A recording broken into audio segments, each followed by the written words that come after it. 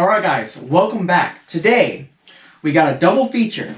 We got two products sent by our good friends over at Vector Optics. They sent these over here for me to test and review, and we're going to get into it. So first, I want to, full disclosure, Vector Optics did send these to me free to use and review, to make video and content on, but they did not give me any kind of talking points at all outside of their website or whatnot for the products, and they didn't tell me to say anything specific. So now that's out of the way, the two products that they sent me are a rangefinder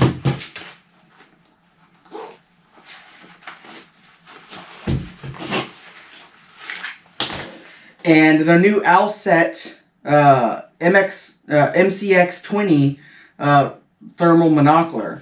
Now, the reason I'm doing a double feature is because the rangefinder, to be honest, I probably couldn't think of a way to do a full video on the rangefinder on its own. Simply because, well, it's a rangefinder.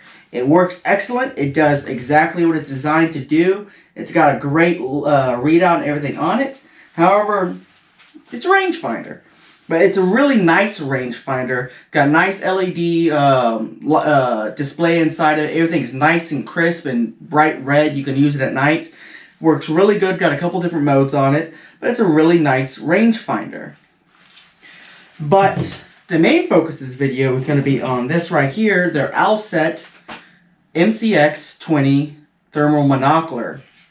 Now, when I had messed with this monocular, I have a habit of not reading directions, and even more of a habit of kind of just trying to figure stuff out myself, so I know how to use it the way I'm going to use it. And usually I have a very specific way I like to use stuff. But this year, I was excited when they said they wanted to send this over to me, simply because I've been wanting some kind of thermal imaging of some kind to help me with my hunting during the wintertime, especially when I'm hog hunting or coyote hunting. The problem that I have is in the property I hunt has a lot of narrow trails and a lot of good brush that animals can hide inside of. Now, with my night vision optics, that's great and all if they come in open or they're in a position where I can eye shine them, I can see where they are. The issue is, I can't really see where they are if they're a little bit further back inside of that cover and the shadows are casting on them. It's real hard to kind of distinguish. Now, with this here, at least I have a option and ability to see, hey, look, I can't quite see what it is, but there's something large and hot just behind my feeder inside of the brush there. So that does help a lot. And I have used this to spot pigs already now, and raccoons and stuff like that. I'm going to post some clips of everything like that. I used this when I shot that big boar last month. I had this with me, and I did spot him off inside of the brush with it, and then I was able to get some footage of him laying there after I took the shot. Now, the Owlset has a app that you can connect to on your phone, so you can pretty much see what's going through this, very similar to how my ATN has it. Now, the only thing I've had an issue with the app is sometimes the connectivity, it's giving me a little bit of problem, but it's usually I can get it going. The main thing I have to do is I have to remember to go into the menus and turn the Wi-Fi on. The other issue I had with the app is I couldn't get the app to take the videos and footage while I was looking through the optic. Now, that was easily kind of rectified by the fact that I could just take screenshots on my phone and then do a screen recording, which is how I caught all the footage that I'm going to show.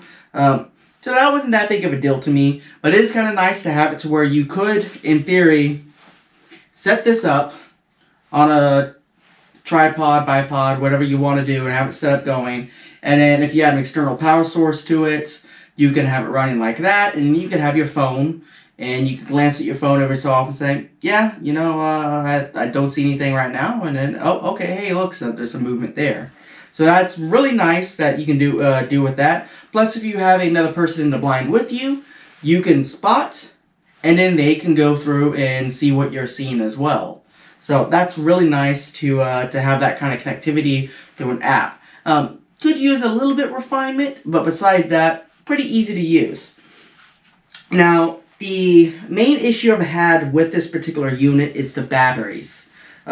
It does take your typical 18650 batteries. However, not all 18650 batteries will fit inside of this unit. For instance, this 4000 milliamp hour 3.7, this one here is by Burrit.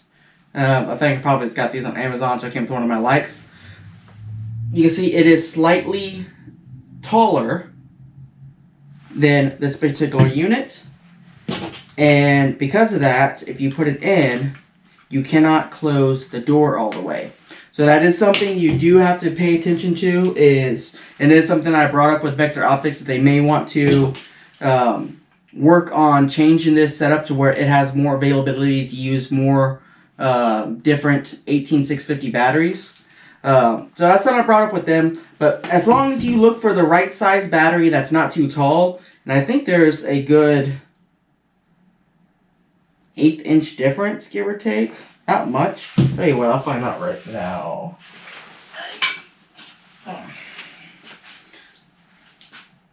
So the one that does fit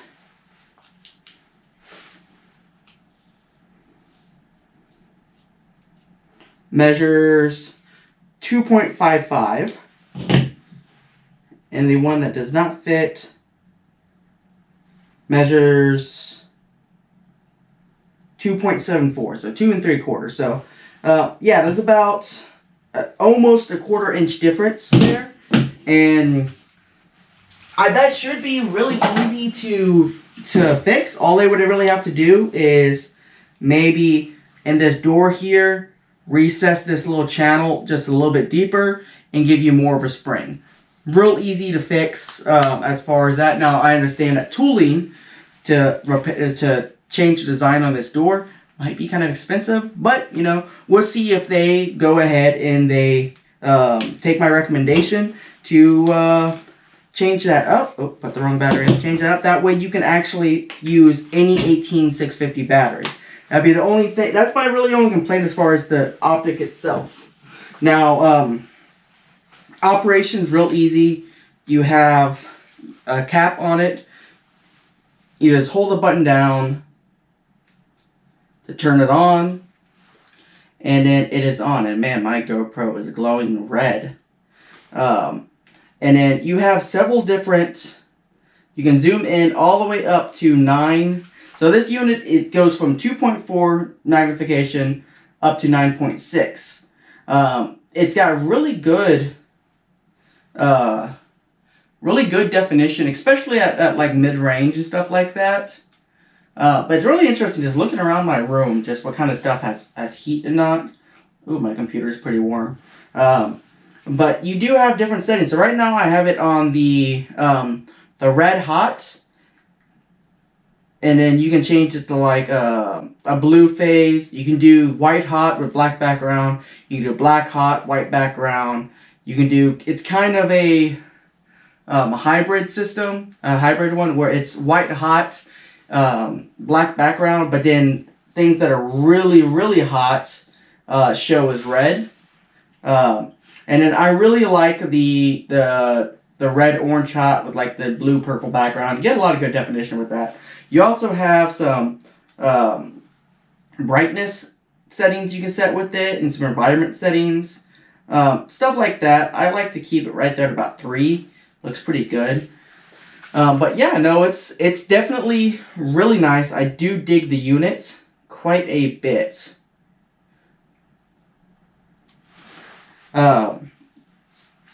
It really is quite a nice unit, and you do have your threads there, so you can thread it onto a bipod or tripod.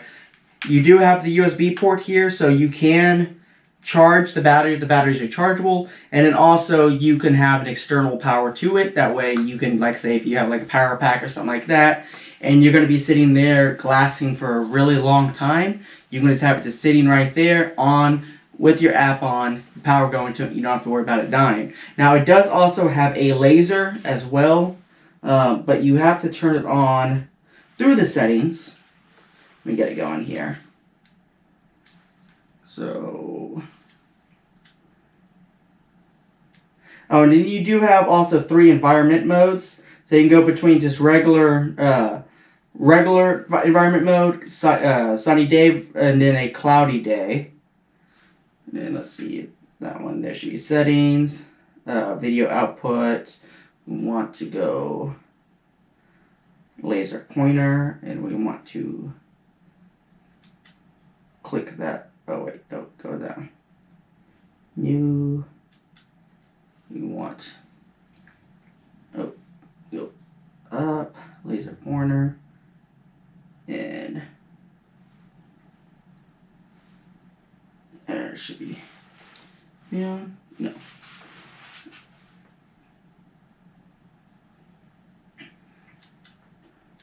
Go down to laser pointer. There we go. And then you actually have, dang it, let me see here. So you have a red laser pointer. Uh-oh.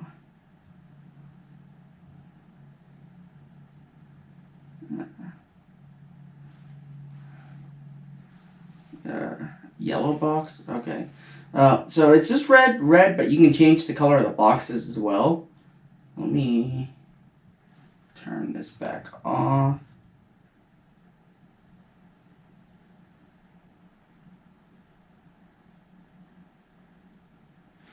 There we go. Now, something that is really neat that I did like about this particular unit is it has a built-in system that it has, and you're going to see it in the videos, it has like a crosshair that will automatically move and put the crosshairs on the hottest object that's in your frame. So say if it's pretty cold and you have a rabbit right here and you have your hog over here, your hog's obviously going to be hotter. So even if you're kind of focused on the rabbit, it's going to put that crosshair on the hog to show that that's the hottest object. And it does it with everything. So even if you don't have something that's warm-blooded in the area that's putting out a lot of heat, it's going to automatically put that crosshair on whatever the hottest object is in your frame. So that's kind of nice. That kind of gives you an idea of where stuff is. And pretty much gives you a better idea of, well, yeah, where stuff is, pretty much. So I'm going to bring y'all in so we can get a close-up look at both options, or both products here, and I can kind of go over some of the controls. Alright, so first off, let's go over the Rangefinder. Rangefinder is real easy. You have your power button that turns it on, and pretty much turns it on, and then you press your power button again to pretty much take that range. Now, this rangefinder does have a little bit of trouble getting a range on close-up objects. So if you're like inside of one room, you're probably not going to get, my external light there is flashing there to tell me it's almost dead. So let me go ahead and turn it off.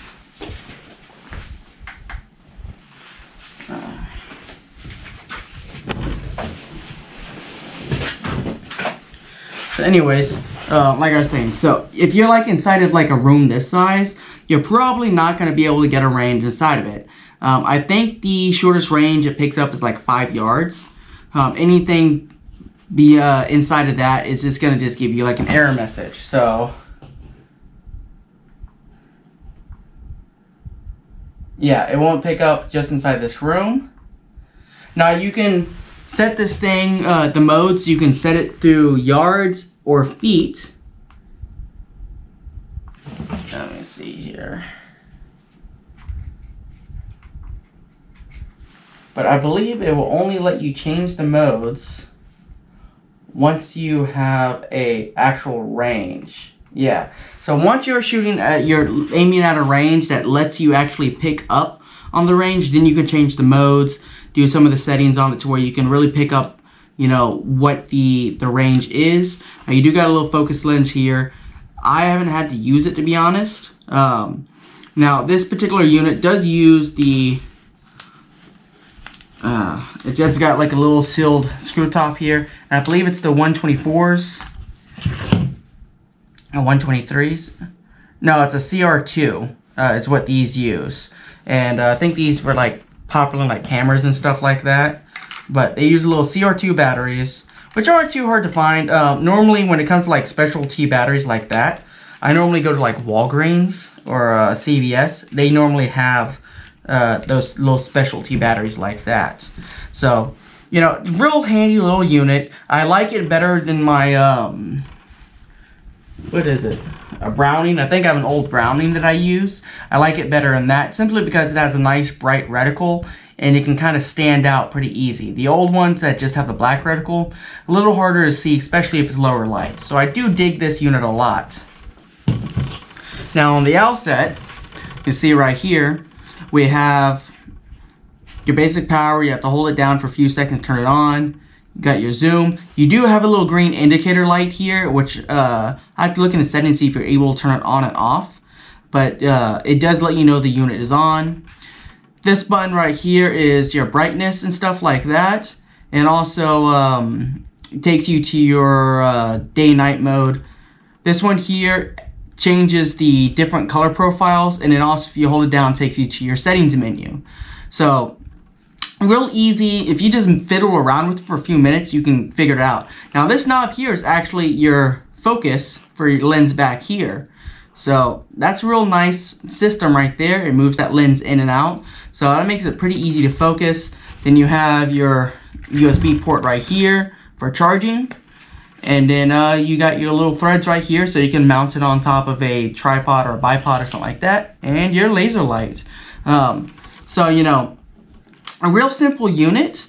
It's pretty easy to learn it. Like I said, I have a habit of figuring everything out without messing with, you know, any of the instruction manuals and stuff like that. And usually I only do the instruction manuals if I really can't figure something out. Like I know there's a function or something there, but I can't figure it out. Then I might consult the manual because, well, you know, I'm a man. I gotta be difficult about everything. Now the Owlset does come in this really nice neoprene case. They don't have any badging on it, which I thought was weird. You know, they should have like the Owlset logo on here, but it's a really nice neoprene bag, and you do have a drawstring on it, and it's nice and padded. So, you know, great little bag. The Paragon, which is this is what this right here is a Paragon. It does come in a nice little case here. It does have the logo on it. This is your typical case that you get in most rangefinders. Most rangefinders are going to be in a case just like this. Nothing too special. You can put it on your belt. To be honest, I kind of wish that the Owlset came in a case more similar to this instead of like this. That way you can put it on your belt or something like that. It's a little easier to get to. But, you know, everything is as it is. If you're really going to be out and about using the Owlset a lot, you're likely going to have it in a dump pouch or a vest pocket, shirt pocket, something like that where you can easily get to it, and you're probably not going to want to fiddle with the bag anyways. So, you know, maybe that's why they did it like that. But anyways, guys, so the Owlset here is a great little unit. As far as prices go for both units, the Paragon and the Owlset, let me pull up what the current prices are right now. The Paragon right here, which is the 7x25 rangefinder, this goes for $349 as it is. And it is, like I said, it's a really nice rangefinder. The only thing that this rangefinder doesn't have compared to some other rangefinders is it doesn't have a laser on it as well, a visual laser. Sometimes that does help, especially if you're doing long range shooting, to put that laser dot on a specific object so you know that's what you're getting your range off of. But it's still a really nice unit. Now the Owlset, being as it is here, the MCX20 Monocular goes for $1,599 is what they have it listed for. And I can tell you what, as far as how it goes, I think it's worth it. It's a nice unit.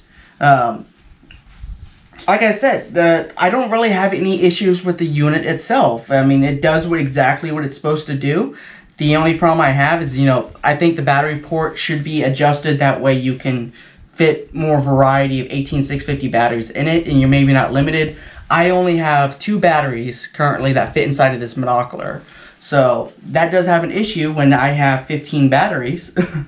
And, you know, everything I have uses this type of battery.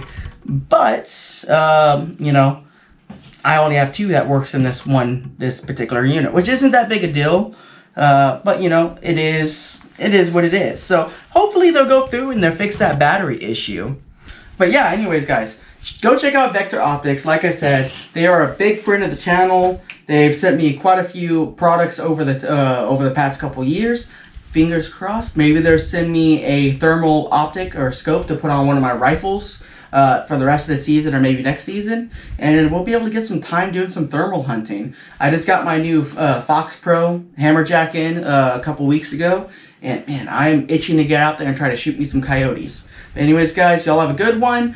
Please go check out the merch store. That helps us here at the channel kind of pay for everything that we do. Ammo's about to be a little bit more expensive and hard to get, so you know, as Grantham likes to say, you know, talk's cheap, ammo's expensive. But anyways, guys, y'all like, subscribe, and I'll see y'all next time.